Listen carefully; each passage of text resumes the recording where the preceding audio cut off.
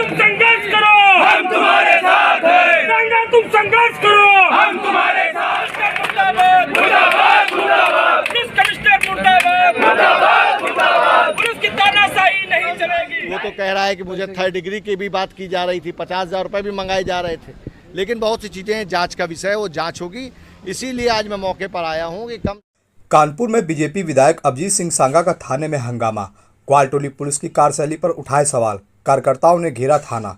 बुधवार देर रात ग्वालटोली थाने पहुंचे भाजपा विधायक अभिजीत सिंह सांगा ने पुलिस की कार्यशैली पर सवाल खड़ा करते हुए हंगामा कर दिया। उन्होंने पुलिस पर आरोप लगाया कि मंगलपुर में हुई हत्या के मामले में पुलिस ने वादी और मुख्य गवाह मृतक के भाई के ऊपर ही ग्वालटोली थाने में मुकदमा लिख दिया है। देर रात हंगामा जारी है। पुलिस पर गलत कार्रवाई का आरोप लग रहा है। गुड्डी निवासी धारम फुहेड़ा थाना ग्वालटोली के आरोप लगाते हुए बताया कि 30 मार्च 2024 को में ग्वालटोली निवासी शिवा समेत अन्य आरोपियों ने हमला कर पुत्र विशाल को गंभीर रूप से घायल कर दिया था।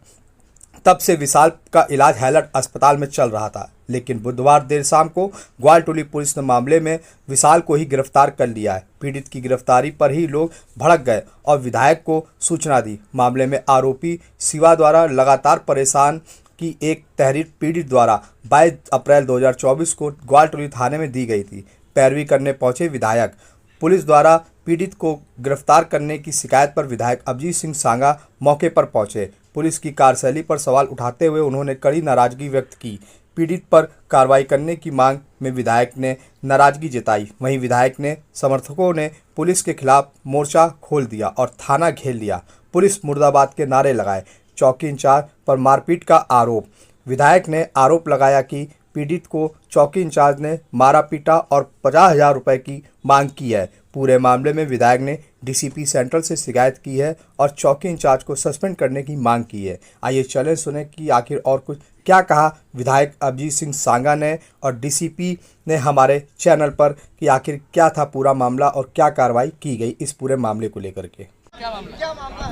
देखिए, ग्वालटोली थाना क्षेत्र में एक मंगलपुर चौकी है, जहाँ पर आज से लगभग 8-9 महीने पहले एक शिवा निषाद हमारा कार्यकर्ता है, उसके भाई की हत्या हुई थी, जिसमें वो वादी है। और निरंतर पुलिस कहीं ना कहीं उस पर दबाव बनाने के लिए कि वो उस मुकदमे में अपना पक्ष जिस मजबूती के साथ लड़ रहा है वो न लड़े, किस तरीके से मुकदमा कमज़ोर हो जाए। विपक्ष कहीं ना कहीं उस पर गलत तरीके से मुकदमा लगवा रहा है। कभी ग्वालटोली थाना क्षेत्र से लगता है, कभी जाजमऊ से लगता है, और पुलिस बिना किसी जांच के उसके ऊपर चार्जशीट भी लगा रही है। जो मुकदमा 308 का था उस पर 307 की चार्जशीट लग रही है। और कहीं ना कहीं जब वो घटना पे भी नहीं था, कहीं बाहर था, जिसका उसके पास प्रमाण है, उसके बावजूद भी दरोगा या विवेचक उसके खिलाफ चार्जशीट लगा रहा है, जिसको लेकर के आज जो चौकी में मुझे जानकारी मिली कि 12 बजे उसको उठा ले गए और रात में 8-9 बजे जब उसके घर वाले ढूंढते हुए यहाँ आए हैं, तब पाया है कि उसको पीटा भी गया है, उसको मारा भी गया है। और रात में उसको, जैसा कि उसका कहना है कि और भी, वो तो कह रहा है कि मुझे 3rd डिग्री की भी बात की जा रही थी, 50,000 रुपये भी मंगाए जा रहे थे, लेकिन बहुत सी चीज़ें जांच का विषय है, वो जांच होगी।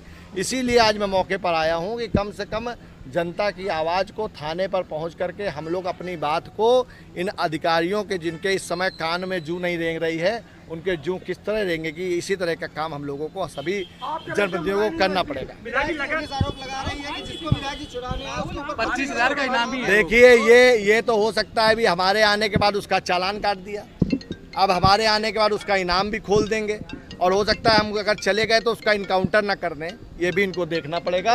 ये सब एक जांच का विषय है। ये बड़ी बात नहीं है कि आपको अपनी ही सरकार में 3 घंटे से ज्यादा थाने में हो गए हैं और अधिकारी अभी तक नहीं। देखिए, ये और आपकी बात ऐसा नहीं है, सरकार का विषय नहीं है, ये एक तंत्र है, ये भ्रष्टाचारी अधिकारियों का एक तंत्र है, जिसको तोड़ना जनता की, हम सब की जिम्मेदारी है। मैं पहले एक जनप्रतिनिधि हूँ, मैं जनता का सेवक हूँ, और जनता की लड़ाई के लिए मुझे थाने तो छोड़िए, जहाँ तक भी जाना पड़ेगा मैं जाऊँगा।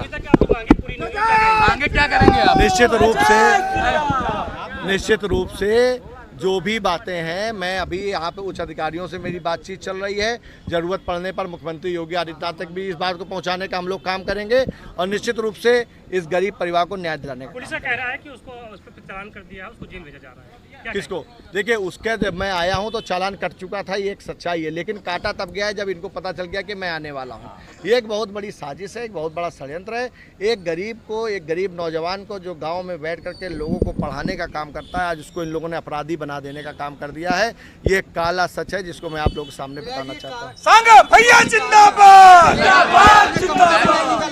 ये अपने कमरों से नहीं निकल रहे हैं। एक जनप्रतिनिधि जनता का जो है 3 घंटे से संघर्ष कर रहा है, लेकिन अधिकारी जो सीनियर अधिकारी हैं कानपुर के, उन्होंने यहाँ पे आने की जहमत नहीं उठाई। निश्चित कहीं ना रूप कहीं से आप सोचते होंगे आप कि कानपुर के जो अधिकारी हैं वो कहीं ना कहीं बेलगाम हो चुके हैं। निश्चित रूप से आप मीडिया साथियों की जो यह माध्यम से मेरी आवाज़ हर जगह तक पहुंच रही होगी, शीर्ष नेता तक भी पहुंच रही होगी, मुख्यमंत्री जी तक भी पहुंच रही होगी कि ये जो अधिकारी हैं आज कितने बेलगाम हो चुके हैं।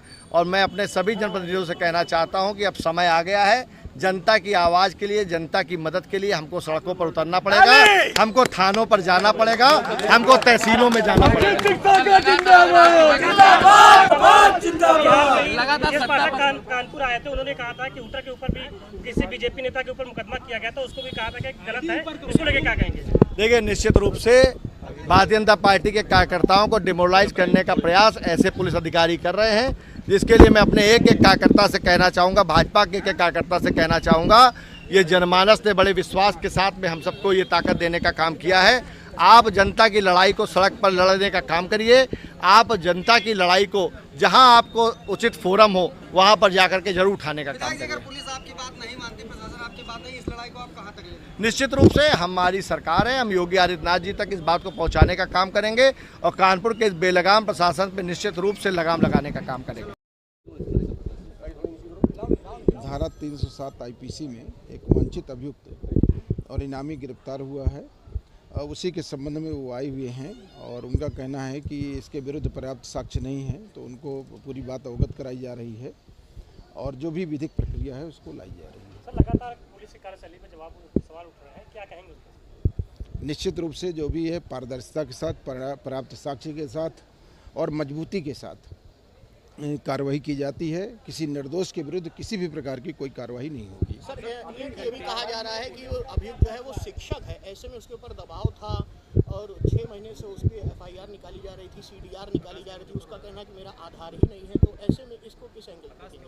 वो जो भी एप्लीकेशन देंगे उसकी ACP रैंक के अधिकारी से उसकी जांच करा ली जाएगी, जो भी तथ्य पाए जाएंगे उसके अनुरूप कार्रवाई होगी। इस पूरे प्रकरण पर जो है जो भी अभियुक्त गिरफ्तार हुआ है उस पर विधिक कार्रवाई होगी। सर, 4 घंटे से विधायक अपने साथियों